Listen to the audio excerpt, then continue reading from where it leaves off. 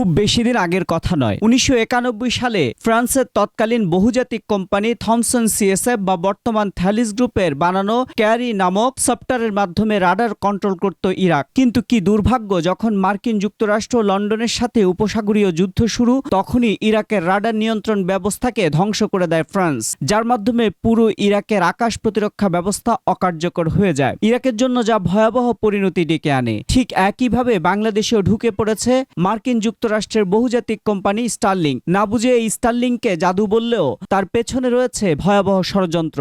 Starlink দিয়েই পুরো বাংলাদেশের আকাশ প্রতিরক্ষা নিয়ন্ত্রণ নিতে পারবে মার্কিন যুক্তরাষ্ট্র। যদি কোনো কারণে বাংলাদেশ মিয়ানমার, বাংলাদেশ ভারত অথবা বাংলাদেশ আরাকান আর্মির মধ্যে যুদ্ধ বেঁধে যায়, তখন বিপদে ফেলে দিবে ব্যবসায়ের নামে ঢুকে পড়া স্টারলিংক। স্টারলিংক মানবিক করিডোর তথা মানবিক চ্যানেল ও বন্দর ব্যবস্থাপনার পেছনেই রয়েছে মার্কিনীদের হাত, জানিয়ে বিপদের বার্তা দিল মির্জা আব্বাস। এখন স্টারলিংক আনছেন কার জন্য? আনছেন ওই আরাকান আর্মির জন্য। করিডোর কার জন্য? এখান দিয়ে আরাকান আর্মির মাল মশলা যাবে। সেন্ট মার্টিন কার জন্য?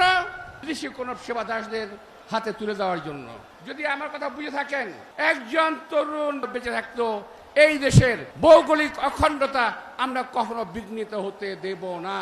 Saint Martin, Sajek, corridor, DP World, আপনার স্টারলিংক, আমরা বুঝি আপনি কি করতে চাচ্ছেন।